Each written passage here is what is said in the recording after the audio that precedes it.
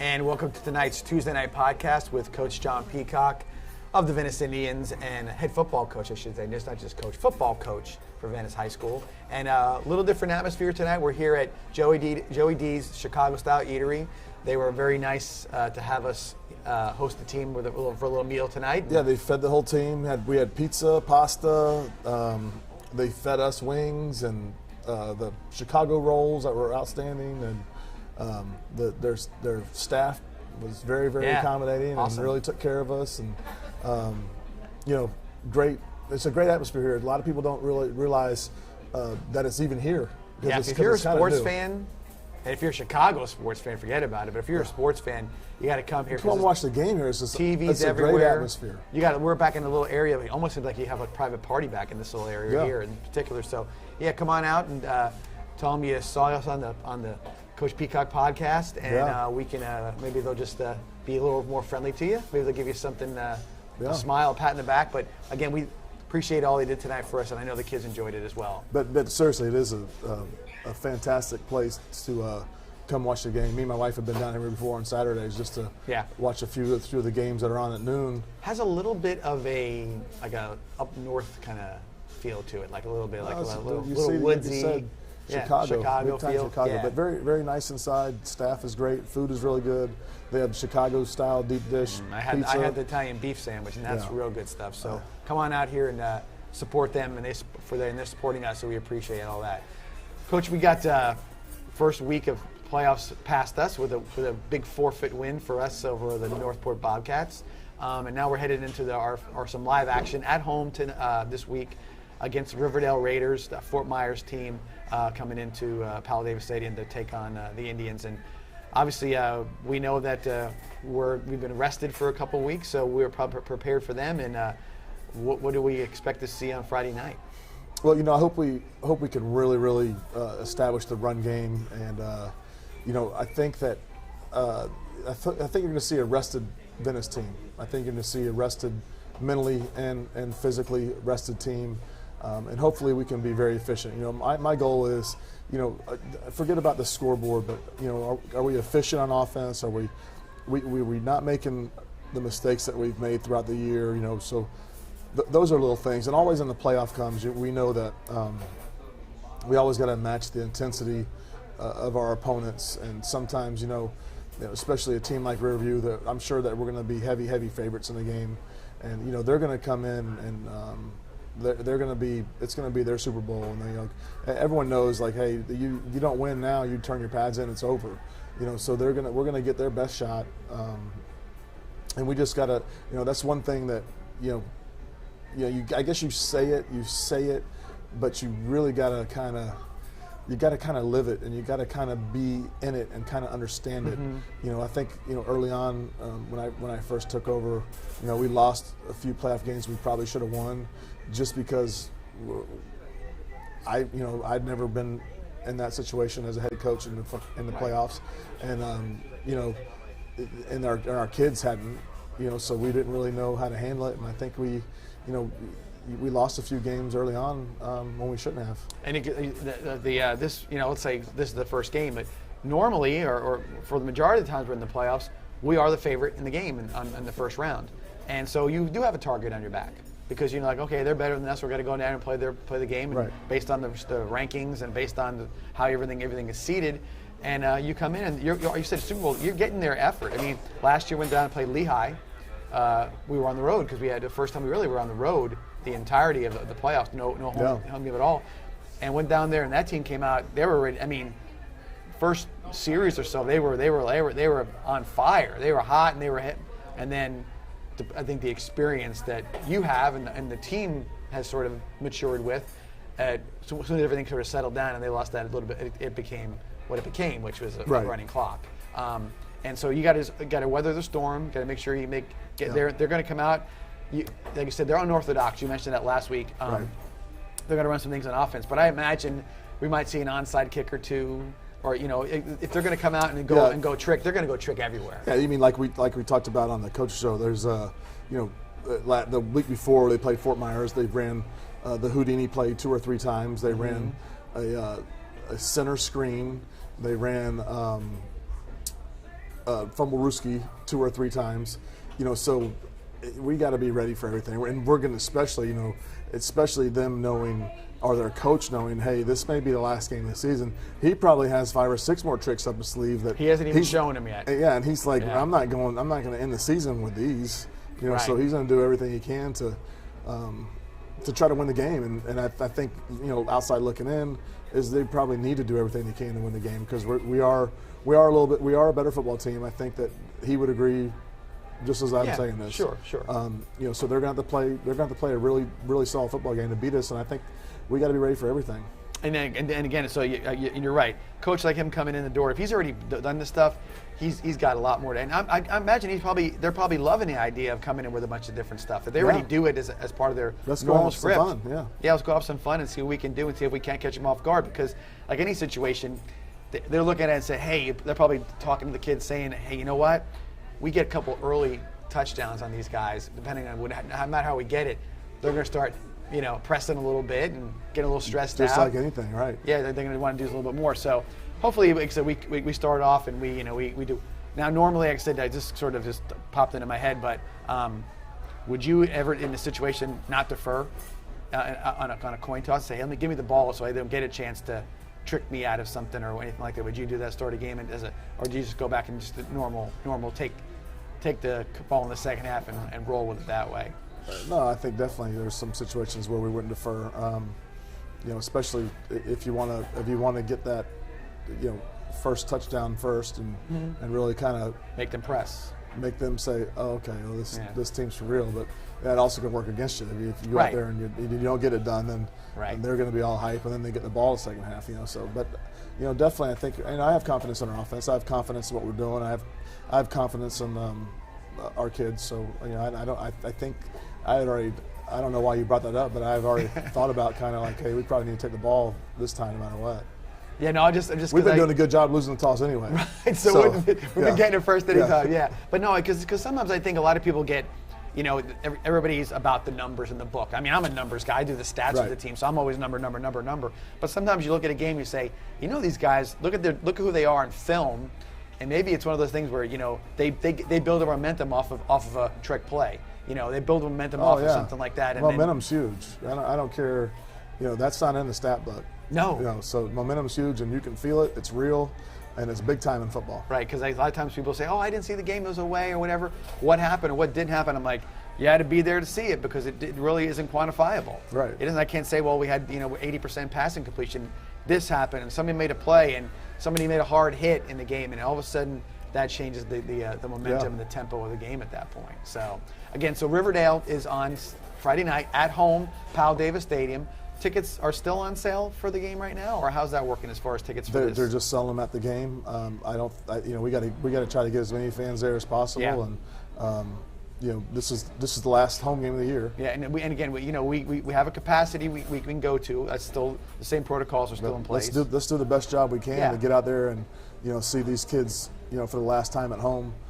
And if you're still not comfortable coming out, Vibrant Aspect Media is going to be live streaming it as well. They've been, seems like each week that it gets a little better. The live stream gets a little better. Add a little. They've been saying, can we do this? I'm like, yeah, you can. Add some more to it. So they've been doing a fantastic job, and really, I think it's helped our program. I think it's something that, that our program has, needed in the past. We're kind of behind the 8 ball on that, right? And especially this year. Not sure about every other year, and we're not real sure how we're going to do moving forward.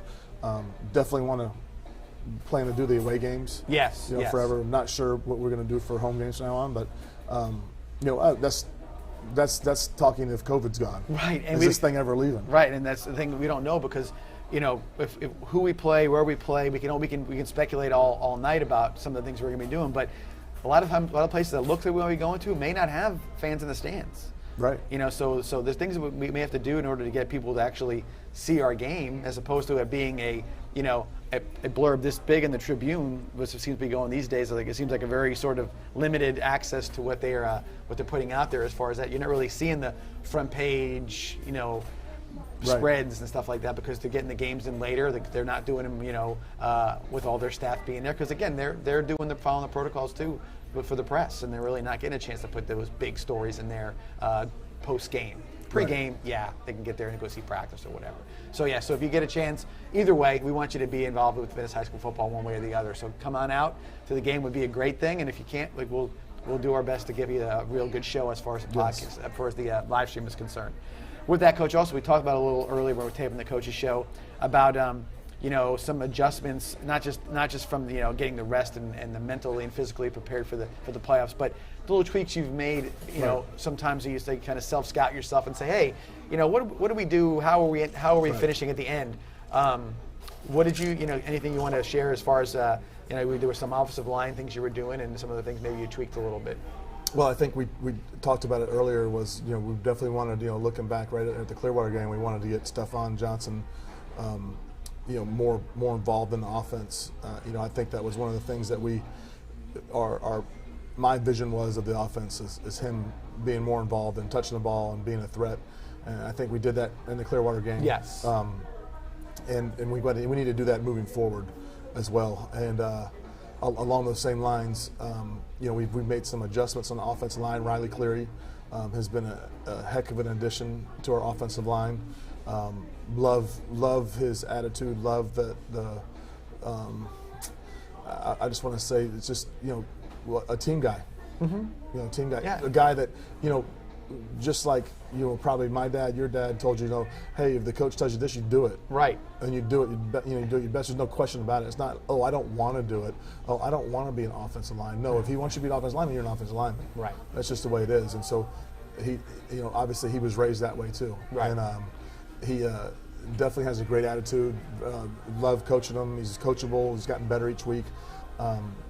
We've been doing our best job we can to improve our kickoff team. Kind of starting, this past week, kind of backed up a little bit, and kind of started with the basics of, hey, we're gonna just get off the ball here. We're gonna make sure that we're hitting the line all in unison, and kind of go from there. So that's one thing that we did. Or we've been trying to get better. We're gonna get better at it. We have to get better at it. Defensively, I just think that you're going to see a rested defense.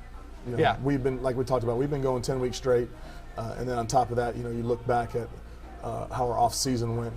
We thought we were going to start at a certain date, then it got pushed back, and it got pushed back, I canceled our built-in off week in the summertime because I didn't know, I already thought it was going to be a 5-week summer instead of a 7-week summer, so I canceled our off week, so it wasn't a 4-week summer. Right.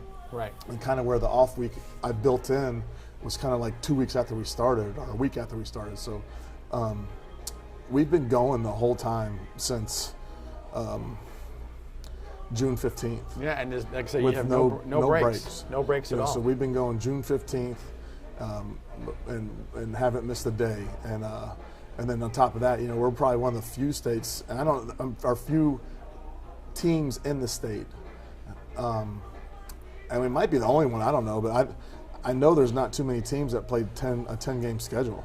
No, there just aren't. No. You look at the rankings, you see teams 3 games, 4 games, 6 games. There's not 10 games. I don't see anybody that's played 10 games. So that's another thing. The most I've seen have been 8. We've seen 3 teams in the area just stop playing. Yeah. You had Bayshore, you had Northport, and you had DeSoto. Yeah. That I know of, and maybe there's more, I don't know, but they just said, hey, we're out, that kind of thing. So that's, to get 10 games in, when you're watching teams around you that are saying they're just tapping out in the season, it means a lot that you can do all that stuff. I guess you would say you were fortunate in a lot of ways that was capable of doing it. That's just awesome. I built the 10 games with no off week, and I kind of knew that was going to be kind of rough going in the playoffs, right.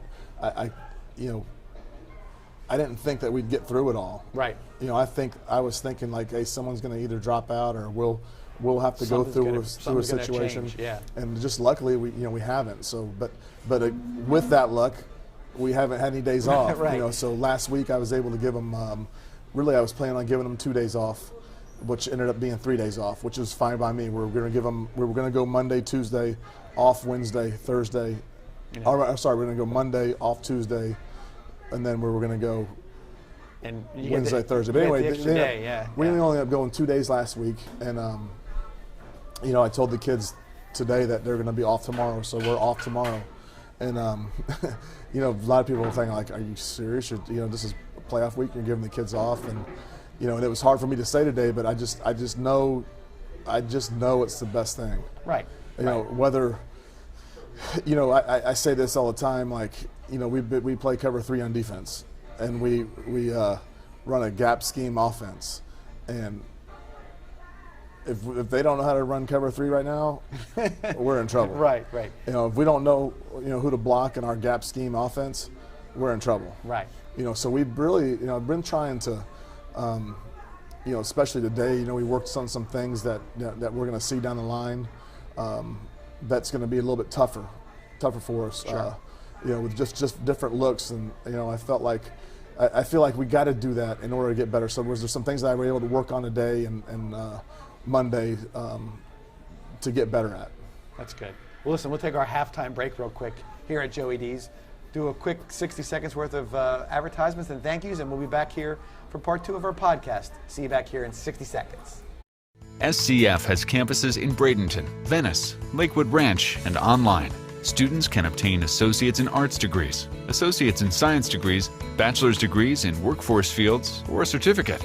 Programs are offered in areas such as nursing, engineering, education, science, biotechnology, business, dental hygiene, and other trending professions. SCF offers an array of popular activities, sports, and clubs. SCF has it all.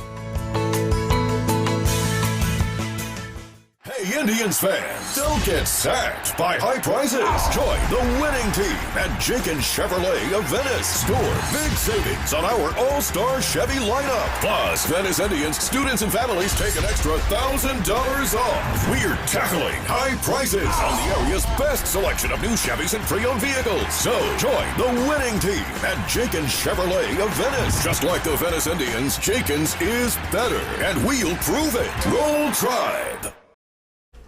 And welcome back to tonight's podcast here at Joey D's Chicago-style eatery. And again, if you get a chance to come down here and check out the place and enjoy some food here, I do recommend it. And I know Coach says as well. Great spot for football, any kind of sporting event, and just for dinner. I've become I'm a New Yorker. I got to admit that, right? I'm a very sort of tilted one way about how my food and how I like my food and New York style stuff, but Chicago-style food, when it's made right, it's hard to beat some of the foods on this menu, especially very, very good stuff. So I'm a Floridian. I know. So I don't know what he likes like. whatever the heck that you give him. So alligator tail. It's a little food snobby thing with the New Yorkers and the Chicagoans, I'm sure. Coach, before you went on the break, talking about some things about resting the kids and getting that opportunity, and as you were talking about, I'm thinking to myself, how things rolled out this year. There was you had a plan, but everything sort of happened as it came to you. Oh, you just roll with it this year. It was just so you roll with it, and you got to try to, adapt and kind of make the best out of what you're presented with. And I feel like we've done that. I think our off season, this summer, I was totally like, man, we are not going to make the gains we need to make in the weight room, and especially having a young team having Damon Wilson and Trenton Kintai, and we have a really young offensive line, and right. Who's everyone, basically we have about 8 guys coming back on the offensive line that have started a football game. Mm-hmm. The only one not is Mort. Right. And I just really, our whole receiving crew was coming back. Except Stephon Johnson. Right. And then of course we miss our tight end. Right. But we were just we're a young football team. Very defensively, made more than in any spot. Yeah, no doubt. Very experienced in certain positions, very experienced in the defensive backfield. Sure. Yeah. But at the same time, overall, I'm looking at our opponents all right, well, Manatee, they have 18 guys coming back that are starters, that are seniors, 18 seniors. Holy my gosh, 18 seniors. Well, we got 4 that are starting. 4 seniors. But that's never an excuse. But I just felt like we needed a really, really good offseason, and it just really worried the death out of me. Hey, we're not going to make the gains we need to make. But it was one of the best off seasons we had as far as strength gains and all the gains we made. Coach Burton did an awesome job, adapting, you know, because we were outside.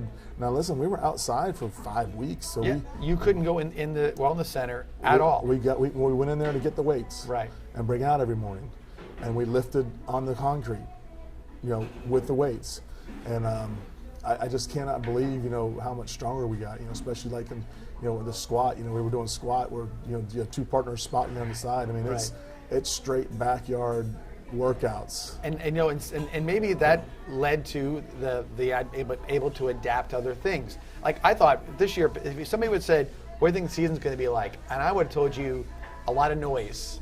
And what do I mean by that? It would have been, hey, you know, it's about this person saying you shouldn't be having games, and this has been, and somebody from over here is telling you this team can't make it, or somebody's in no forfeits, no except for the playoff game, but no schedule interferences, no nothing. Travel was okay when we had to travel. We got to week 10, and I'm like, that was like, it wasn't simple. Don't get me wrong, but it was a lot quieter than I expected it to be. Yeah, well, that's the thing. I didn't expect it to be normal. I expected it to be like just this rocky road, and not necessarily on the football field per se, but just everything else around you. They figured it was going to be, you know, there'd be all these protocols and different things, and you went to another place, there was going to be hassles there. There was a few changes that you had to deal with, but it just became normal after a while. You know, hey, you can't go in the locker room at Manatee until, you know, at all. You can drop your stuff off and get dressed everything outside. was pretty normal except Manatee. Like, hey, you know, we're not going to open the gate for you when your bus gets there, and hey, you can't go in the locker room, and you're not going to be able to use the bathroom, you know, you know, things like that. But I mean, everything else was really, really like, it wouldn't have been much different. It was almost like that. I guess some of the noise that would normally be around the program didn't show up. Yeah. You know, because there was less noise and sort of like a quieter environment. And I think maybe the insulation, the fact that you couldn't have a lot of people, you know, circulating around it, maybe that made it a little more insulated from just the fact that the protocols were in place because of COVID. We couldn't have as many distractions, let's just say. And I think also, kudos to the kids. I mean, you know, you talked about how they had their own place to sit in the lunchroom and certain things they would do about the classroom and everything else. For them to kind of be, you know, mature enough to handle all those things, I think, you know, when you put a bow on this 2020 season, that might be the thing that stands out the most, is that they you know, think about the seniors are like, man, my 2020 has been kind of a little weird to say the least. Yeah. And you navigated it, you know, as maturely and as well as you could expect from the kids that age. No, I think you're exactly right. I mean, just when all this was going down, and you know, we're in the middle of the summer, and we're not working out yet, and you're like, man, that's gonna be a shame we can't play this football season. We got some really, really good kids and like really good seniors. Like, I mean, what a travesty it would be if Wes Wolf didn't get to play his senior year, or you know, Mort didn't get to play his senior year, or Chuck Brantley didn't get to play his senior year, or Wes Piggins didn't get to play his senior year. I mean, just so many guys that I just felt like deserved it, you know, and to possibly not have that, and then to actually go through it kind of unscathed. And yeah, like I said, even when I pull up tonight, a few of the players hadn't left yet, and they're in the parking lot standing there talking with their masks on. You know, I mean, nobody's watching them. Nobody's telling them to do it, and they're just doing it on their own. And you say to yourself, okay, that's great to see, because they understand there's something that there's a reason why you need to do it. Not just for the fact that you want to play football, but your own health. And your parents' health and your grandparents' health, or whatever it may be. Right, whoever's living at home with Correct. So all that kind of stuff's out there. So kudos to them just for being able to do all that stuff. And then we also forget, we talk about football. You got to go to class too, and there's a lot of things to deal with in the classroom as well. So they got to stay eligible. They got to get in the classroom and take care of all the stuff. So again, it's a testimony to them that they did it for 10 weeks straight without having any real hiccups with that kind of stuff. Health-wise, I know we had a few guys that were a little nicked up at the end of the season, like you would expect in football. I think we're 100% healthy. You know, DeSavion's back. He's got a cast, but he's wrapped up. Other than that, you know, even the stuff that we were kind of bumped up on, I think that we're pretty much healthy, and everyone's in a good spot right now. Good. I mean, and that's a real positive. Kicking game, obviously, Luke Wheatley's been out for a few weeks. Yep, Luke's back. He's been practicing. You got to kind of monitor his kicks, because you know, I guess when he kicks, it just gets inflamed and it gets worse. So we got to kind of monitor how much he's kicking a week, and kind of goes one day on, one day off, one day on. You know, kind of there. But you just got to keep a little bit of rhythm, I Right. guess. That's probably the biggest thing of all.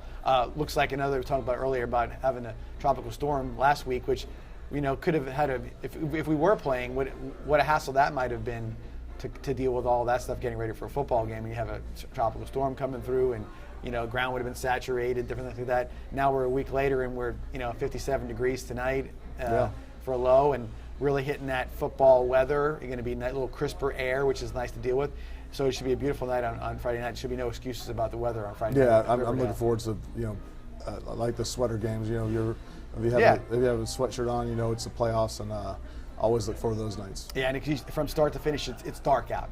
So Yep. you get there, and you're already, the lights are on when you get there. It's a nice Right. feel. It's a little different, and kind of gives it that special atmosphere. As far as the playoffs are concerned, games were played last week. We called them play-in games last week, or really the quarterfinals. Everything kind of shook out, I guess, as expected, and so we're looking at the same. Well, this is quarterfinals. Right, Friday night. quarterfinals Yeah. now. Right. So, but everything kind of shook out, I guess, as you would expect, as far as our path to. Yeah, to we the were kind of States. wondering.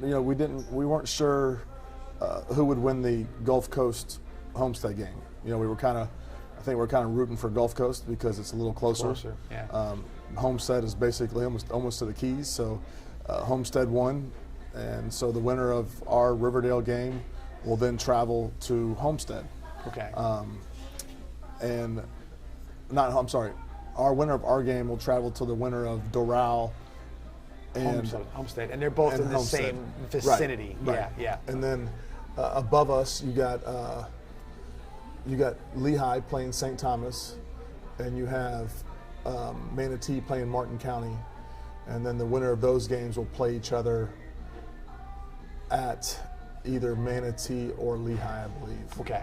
So, yeah. No. Well, if Lehigh wins, it would be at Manatee. I'm sorry. Right, because they have Manatee or Martin County. The winner of that game will host the next round. Gotcha. Winner of Manatee, Martin County. Gotcha. But a lot of these names we're saying, they're familiar names, because it is in our region, and you do tend to see them either in your district or whatever it may be. So not a lot of unfamiliar foes. Few newer names kind of splash through there because they tend to go up and down as far as 7A, 5A, whatever it may be. So not something not paths we haven't gone down before, and people we haven't seen before. So we kind of know what to expect, and I think our preparation in the last 4 years has been to get to the semifinals. We kind of know how to get to that particular point. And this year with our seasoning, in regards to American Heritage and as far as IMG and as far as Clearwater Academy and these different schools, Manatee in particular as well, we've had quite a nice schedule to sort of get ourselves ready to go as far as playoffs are concerned. Yeah, we played some very tough competition, and with some very good football players on them. Obviously, IMG is number one team in the country, so they're absolutely loaded as far as talent-wise goes. And then American Heritage is extremely talented. We know what we did in that game. We made a lot of mistakes. I think we had set the school record for turnovers. Yeah. And I was driving home the other day. I was like, man, we had 6 turnovers, and I kept wondering why do we keep saying we have 7? Well, we had 7 in my mind because I went for it on fourth down, like on the 30-yard line, and we had a pass knocked down. We had a wide open receiver, a pass knocked down, and we didn't complete it on fourth down. Yeah, no. So that's a game again. That's again when you live it, it's not fun, but looking back on it can be helpful in some cases. So that's I guess I tend to positive. One thing we haven't talked too much about, we talk about it here and there, but got to give a shout out to your coaching staff this year too. Yeah. Additions, some of the new additions who have fit in just perfectly, and the guys who have been there with you tried and true a long time. They worked their tails off this year dealing with all the stuff they had to deal with as well. So I'm sure you want to give them a little shout out for what they've done. Coach Jones was a new coach of ours. Saw him tonight. Yes. Right. Coach Jones is here helping out with the defensive line, and then we have the same crew that we've had the last 2 years. We've Coach Riles and Coach Bonner were new additions. Coach Bonner was a new addition 2 years ago. Coach Riles was a new addition 3 years ago. And then the guys that have been there for a long time. This is Coach Shannon has been there since day one. We also had an addition of Coach Hattler this year. Coach Hattler. And then we've had Coach Heyer, who's been there for a very, very long time. Coach Wideline, I think he's been there every year except year one. Been a long time. Yeah, been a long time. Coach Butler, He's been here since 1977. Yeah, but was he here? I don't think he was here day one. No, he was not. Yeah, right. But he's been here for a long time and does a great job. Coach Hunter is a new addition the last 2 years, unbelievable addition. Coach Burton has been here. And that's what I was going to say. Coach Burton's only been here during the good days, ever since we've been running regional championships. But Coach Burton was here from the beginning of being a player too. Yeah, so yeah, that tells you year. that's how long it's been. He Yeah. went off, played 3 years here, 4 years in college, and then comes back. And so he's been he's really the full circle guy in that scenario if you look at it. And then Coach Wales took over the JV program this year. So we have I feel like we have a really, really good staff. Coach Mack has been here off and on since I think 2009, 2010. It's funny when you talk about Coach Mack a little bit too, because people say, "Where's he from? What's he?" And you start laying out his resume, and you're like, "Wow, he's coached at the highest level of college football." But it seems like he really enjoys coaching. As much as anything, he really enjoys it. For sure. When the lights come on in a game, because he's usually pretty laid back before the game starts. As soon as that headset goes on, it's ready to go. The intensity level goes way up. Yeah. You're keeping score, so I think as long as you're keeping score, it kind of means something. Yeah. And then we did semi-lose Coach Bartlett this year. He's in another capacity. He still definitely is part of our program, and I think he always will be. And he helps out in the recruiting part. He does all my transcripts, all the schools. He helps me out with the NCAA clearinghouse and all that stuff. So it's really good to have someone, on your staff that you can say, hey, I got a guy that takes care of all that. So sometimes the transition from maybe field to administrative, if you want to call it that, is necessary, and it's a new path for him to kind of be. You say, oh, am I contributing? No, you might be doing it in a whole different way, maybe even as important as being a secondary coach all those years. I mean, because that's really important to a lot of parents. Like, heck yeah. Well, what's this clearinghouse? Well, I got a guy that's all he does. I mean, he'll help your son out. All he's got to do is ask for help. Right. He's a guidance counselor on the campus. As soon as somebody asks for a transcript, like Coach Bartlett's on it, gets them their transcript. I mean, so that's huge. I mean, it takes a lot off my plate. And I'll tell you the truth, I will say this. I've seen him in the press box. Yeah, and he helps out in the press box, and too. he seems to be embracing the newness of it all. Being a guy who didn't wear a headset for the entirety of his career with you on the sideline, and now he's in the press box. I think he's seeing a whole nother part of the game that maybe is, invigorating him in some way. So that's kind of cool too. So but always they do a great job. The coaches do. We appreciate everything. I know you do. I know you talk about it. We don't really say it too much, but it's nice to be able to say it now. There's we have. I want to say we have one of the best staffs, and I don't want to just say the state. I want to say the country. I want to ask you this. I mean, how many staffs just in our area have been together? Yeah, you don't see that anymore. Talking about earlier, you don't see that anymore. No, because it's amazing. You saw it a little with Coach Waldrop at Charlotte, but now they're gone. Yeah, everyone's gone. So we are years and years ahead as far as the experience of having our cohesiveness in our staff. I mean, even the coaches, even like the head coaches that have been somewhere a long time, even though that's getting more rare and more rare. Yes, and especially in Florida, if you have any type of success in Florida, usually you're out. You're going to Georgia, you're going to Alabama, and you're going to go get paid. Right. So as a coach and as a head coach in Florida, the ones that do stay, their staff doesn't stay, especially on a successful staff. Because what happens if you're on a successful staff is everyone leaves. You get plucked them right out. Right. Oh yeah. Oh. Come up the road. You're at Venice. Why don't you come over here to you're coach be the new Northport You're guy. in the county. Come see me. Right. Yeah. That's how it works. Come coach at Sarasota. Come be the new Booker coach. Right. So, and really, you look at our staff right now. There's probably 6 guys that have been head coaches in our area, and so I think they have like a real refreshing outlook. They do. And I tell you, it's funny because the coaches that have been head coaches kind of understand where I'm at, and like they're always like, what can I do to help? What can I do to help? Just ask me, tell me what I can do to help. And then I'll see you tomorrow. No, but you watch everybody too. always, like I talk about the kids, but the coaches the same way. It's never the same 5 guys talking before the game. It's never the same 3 people doing whatever. Everybody sort of commingles and does their thing and it gets along really well. So that, I think the kids see that. They can emulate that. Say, hey, these guys they're doing their job and they get along and they're good to go. So I think it's one of the cooler things about it. Well, Coach, Friday night again, don't forget 7:30 Powell Davis Stadium. The Fort Myers Riverdale Raiders come to Powell Davis Stadium, and playoff atmosphere, playoff weather. We're looking forward to it. And again, thanks for coming for the podcast tonight. All right. Thank you. Thank you guys for joining us again. We'll see you here. Don't forget Thursday night, watch the Coaches Show, Education Channel. Vibrant Aspect Media for the live stream on Friday night if you can't make it out for the game. So all those things are available to you, and we'll see you here next week. Thanks for joining us.